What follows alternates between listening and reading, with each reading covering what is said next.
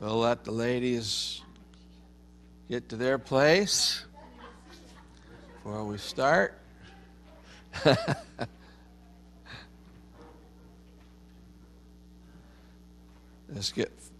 I won't be able to reach you on the spit pit from there, so it'll be all right. Yeah. Yes.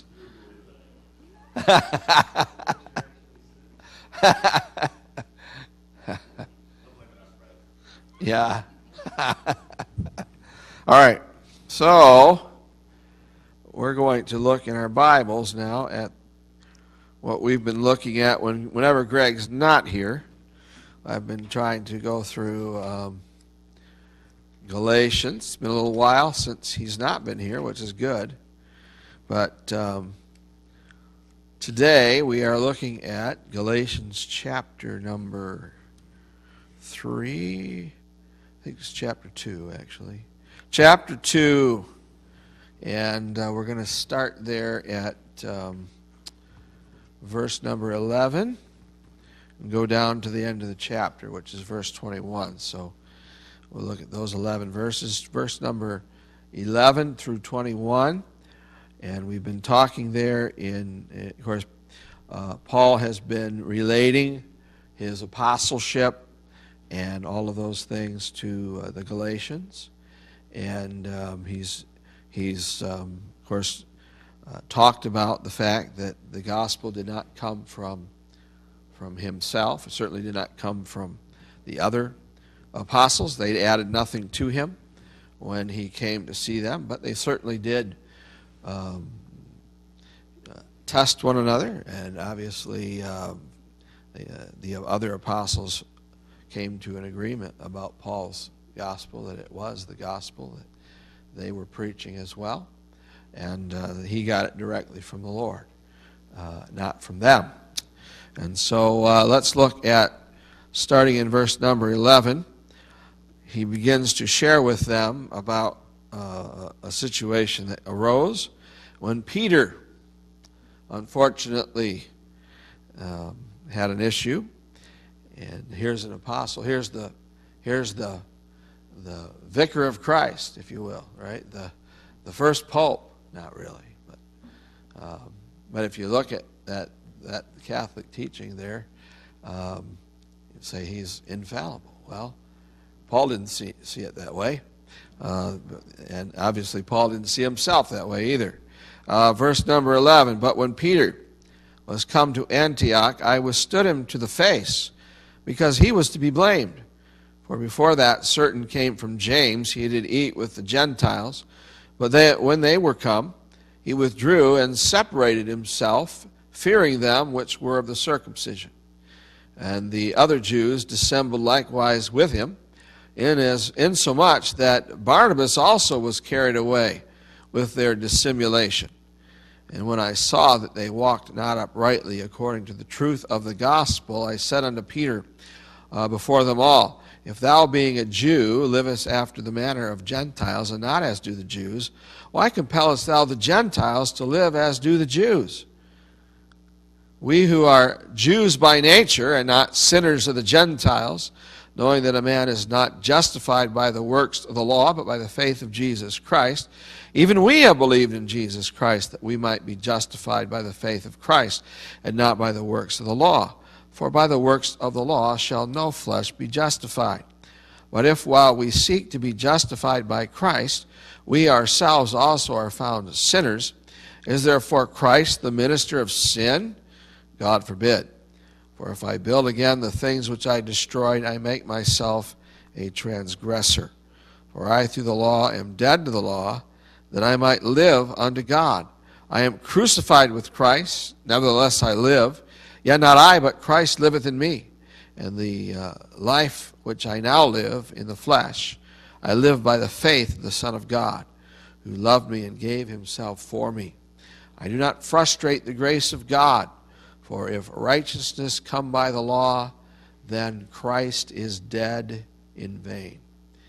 All right, so as we look there, we're going to look at, first of all, start off with a few terms that we need to clear up. as we try to normally from this section of Scripture. The first word I want to look at is found here in, it's the word in verse 11, which is the word blamed. He was to be, Peter that was to be blamed. And that word literally means to stand condemned. So it was a harsh word. It was not, obviously, it doesn't mean Peter lost his salvation. But it was a very, Peter was to be blamed. He was at fault. He was wrong. And so the Apostle Paul uses that word for Peter, the apostle himself. All right? The word dissembled and the word dissimulation are found here as well.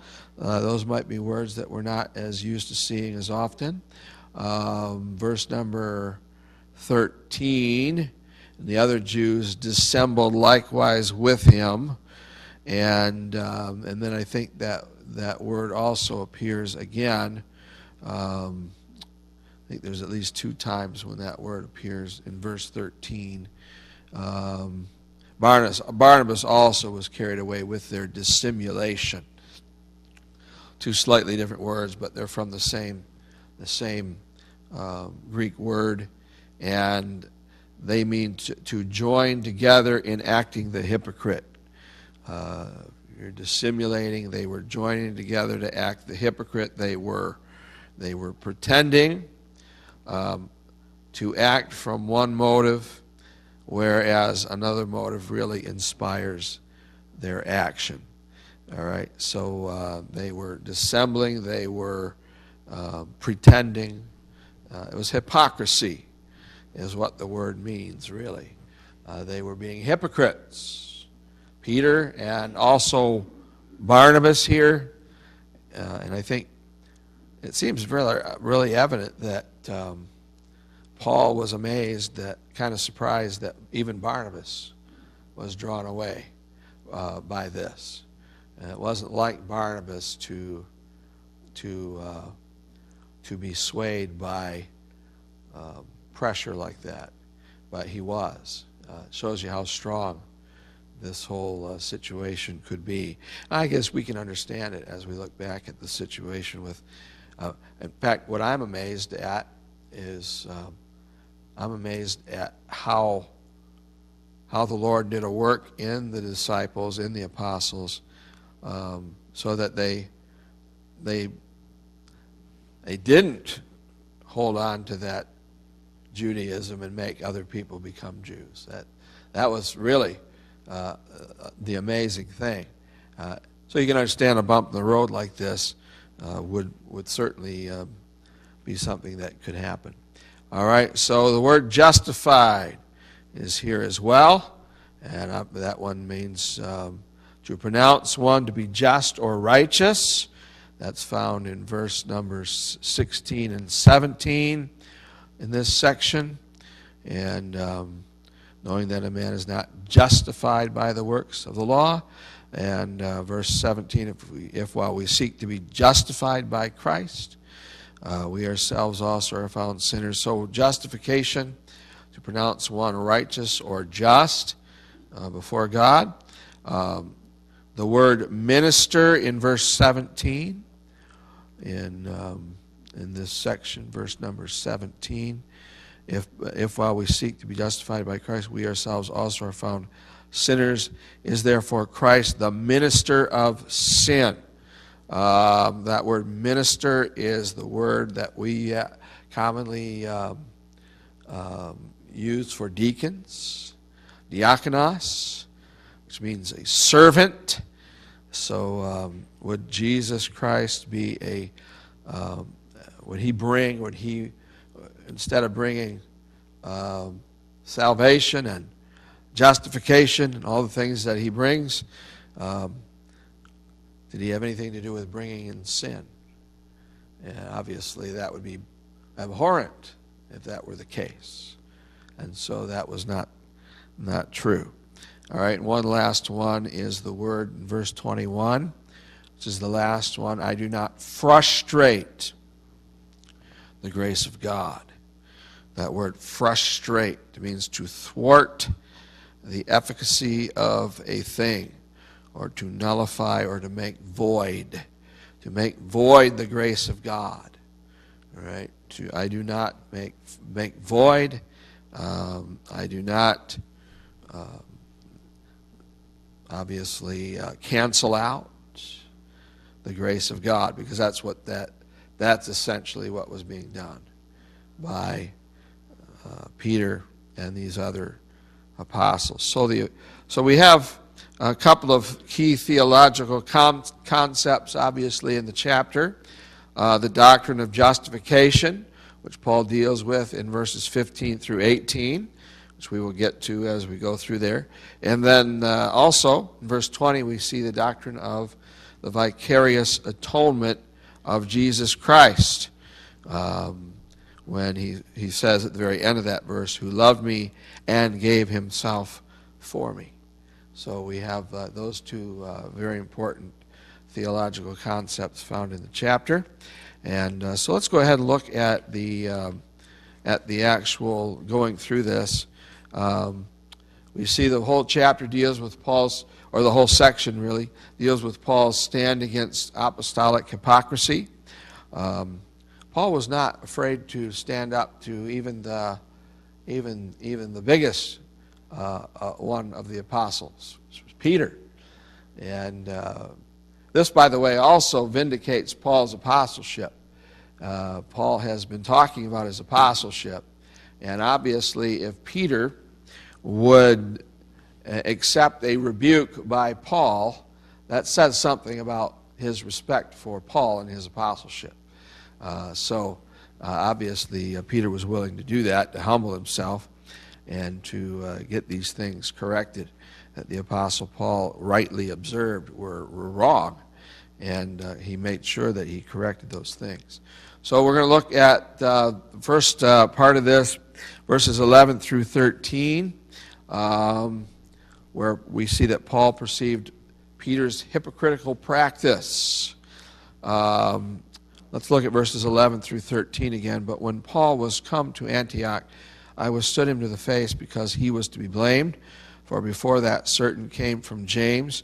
He did not eat with the Gentiles, but when they were come, he withdrew and separated himself, fearing them which were of the circumcision.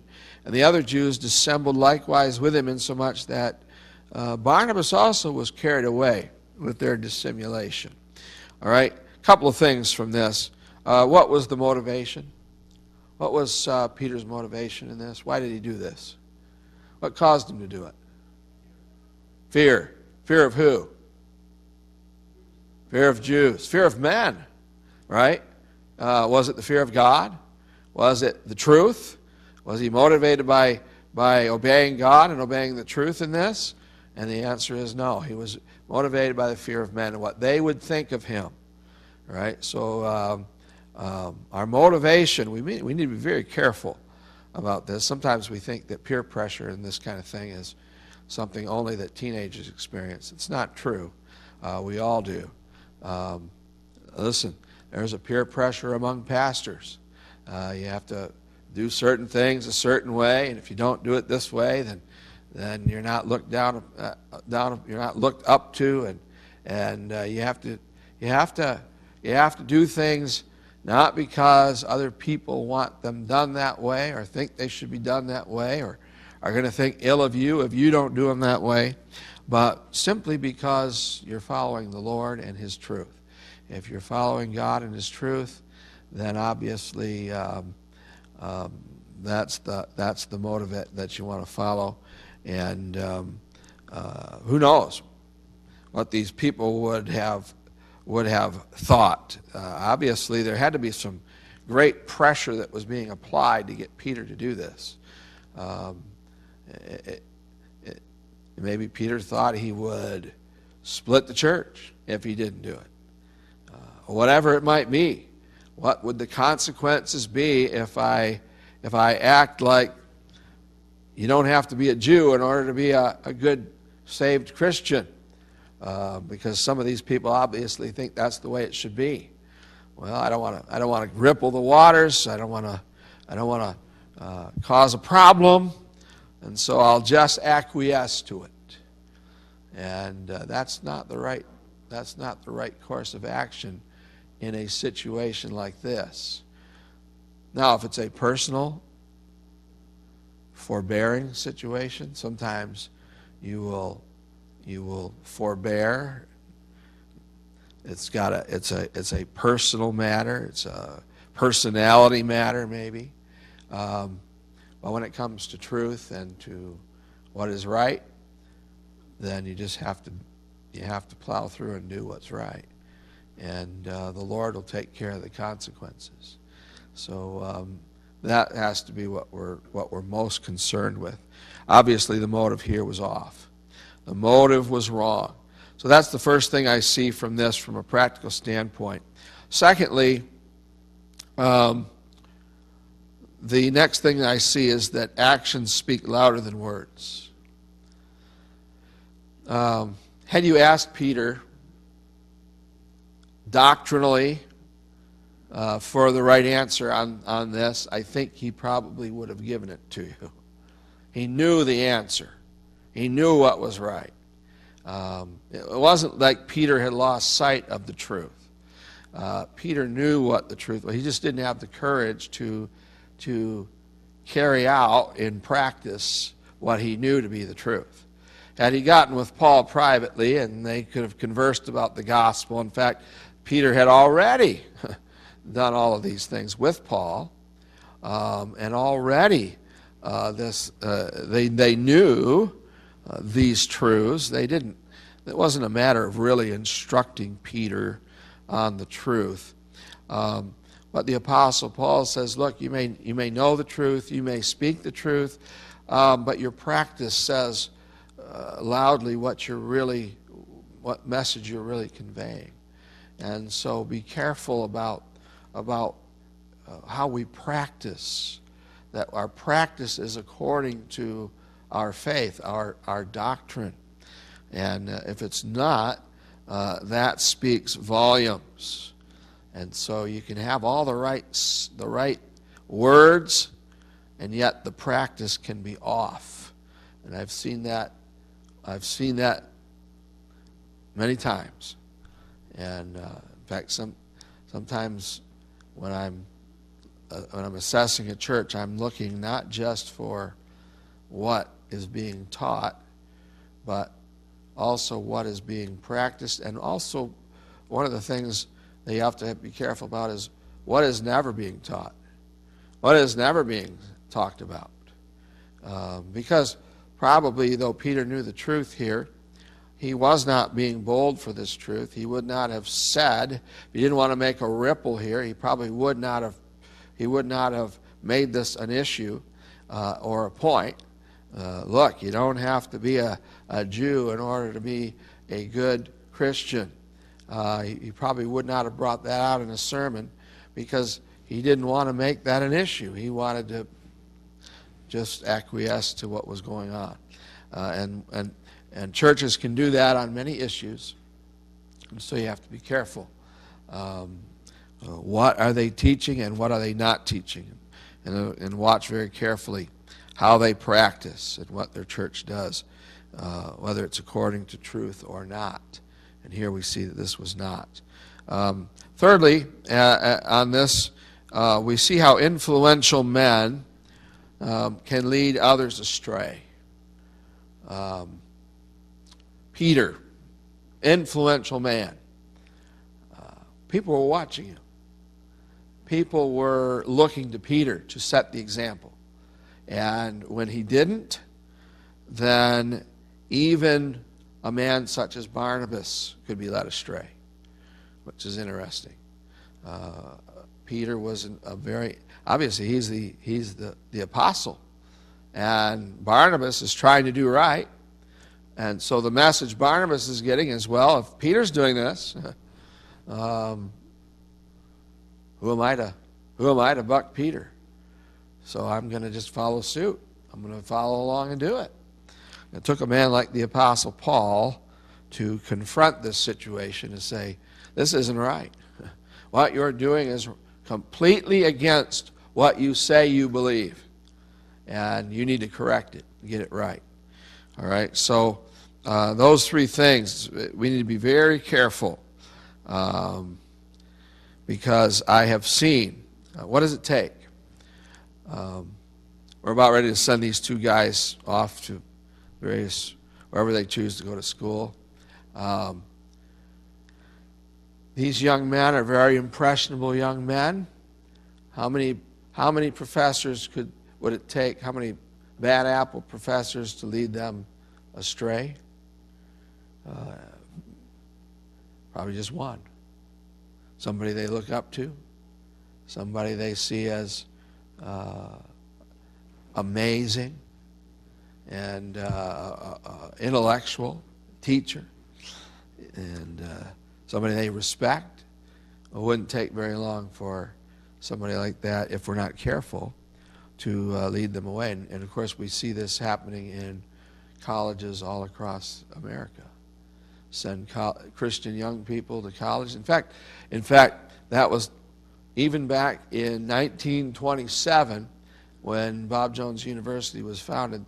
Dr. Bob Jones said that was the reason he started the school, because he saw so many young people going to these public institutions, and by the time their 4 years was done, they had destroyed their faith and made their life a shipwreck in that regard. So he wanted to have a Christian college where that would not happen. But yet still, even at those Christian colleges, I've seen you get one apple professor in there, one bad apple, and he can lead them doctrinally astray very, very quickly, and you can have a problem.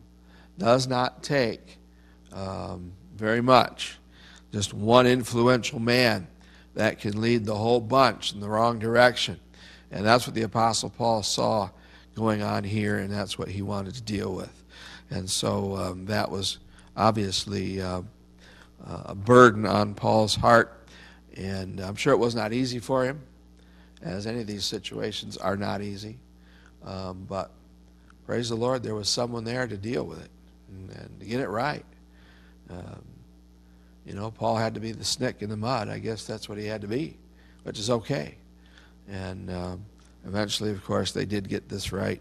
And didn't mean that everybody was right. I mean, these Judaizers and these people were false teachers were all around in that time. We sometimes think that false teaching came up slowly, and that the church started off and everything was right and doctrine was pure. It was apostolic, right? Apostolic teaching. So everything was pure and right, and they didn't have to deal with false teaching. False teaching came in immediately, right when the church was founded. False teaching came in from the start. There's always been, always will be, false teachers that go along with the truth. Well, the devil is still alive and still around, and obviously still working. So false teaching is always going to be a problem, and we just have to be prepared to know our Bibles and to know what the truth is and how to deal with it. So the Apostle Paul was there to do that. All right. So Paul, first of all, perceives Peter's hypocritical practice.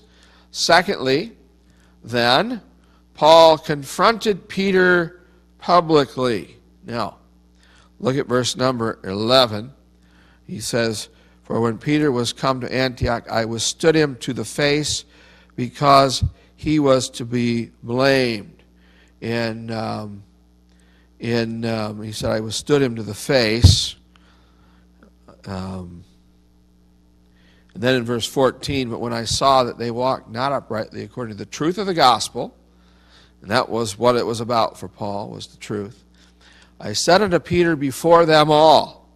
All right, so he withstood him to the face. He didn't do it before. He didn't do it privately. He did it publicly. Okay? And verse 14 continues, I said unto Peter before them all. If thou being a Jew livest as the manner of the Gentiles, and not as do the Jews, why compellest thou the Gentiles to live as do the Jews? Why are you doing this? All right, and so he did it before them all.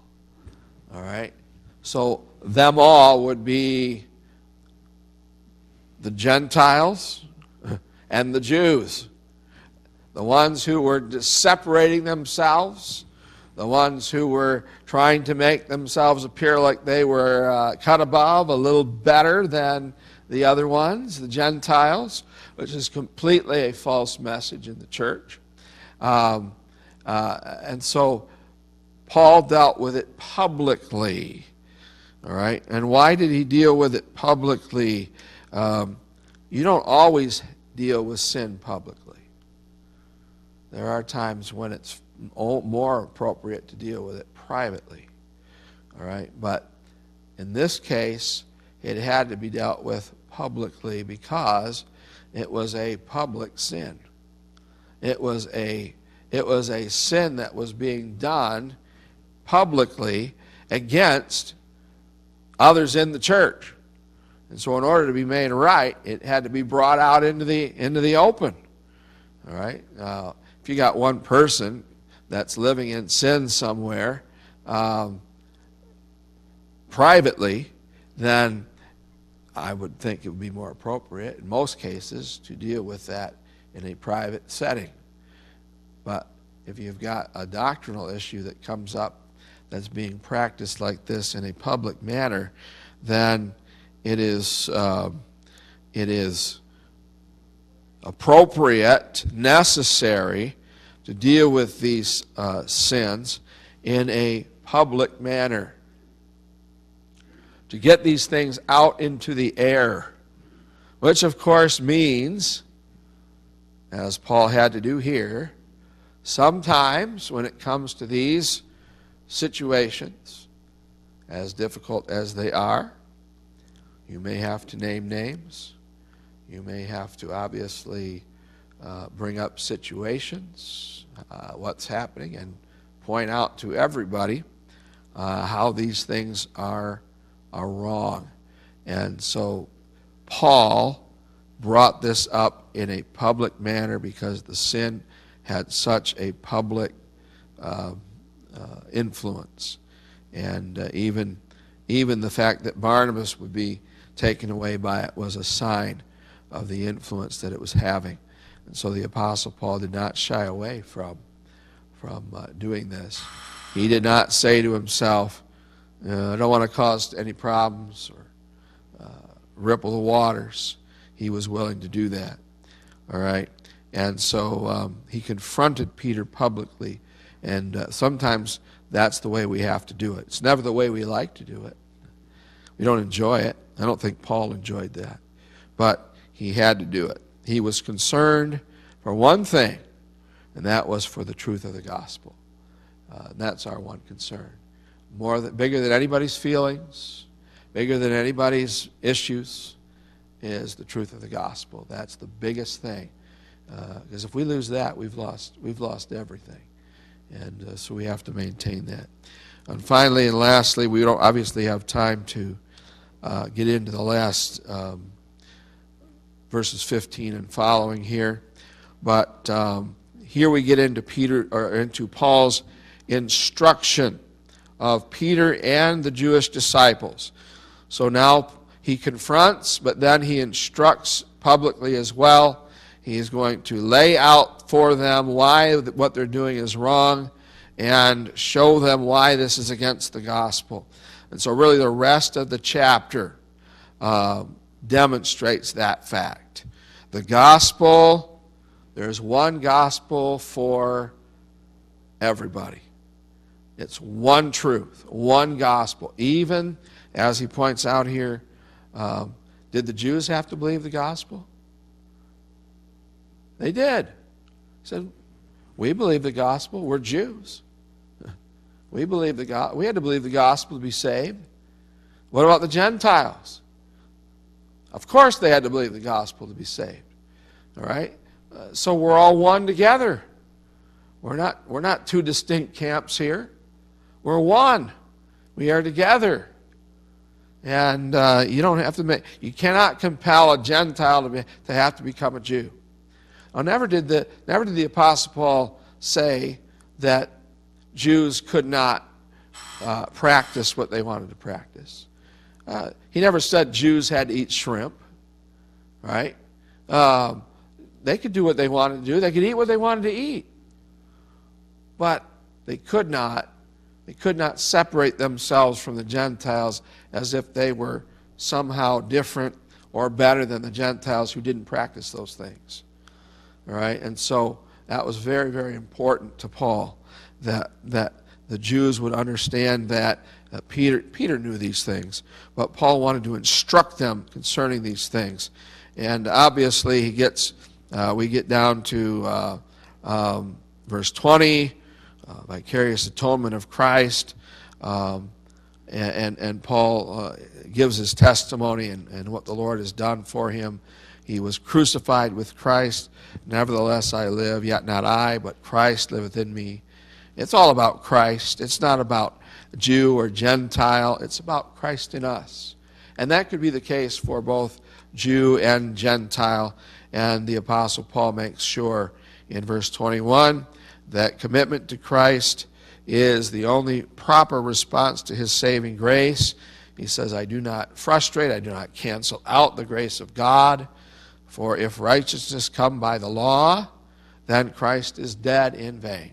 If you go back to keeping the law or practicing this way and thinking that you have to do this in order to be saved, then you are canceling out the grace of God, and then you make Christ's death a mockery, because Christ died for sins so that we wouldn't. There is no law keeping that would save us. He's already taken care of our sin. We couldn't keep the law, and that's why he died, so that we could have life through him. And so he did not die in vain, but Peter and these others were, if you follow through with what the repercussions would be, they made his death to be in vain by their actions. And obviously a very serious thing the Apostle Paul was dealing with.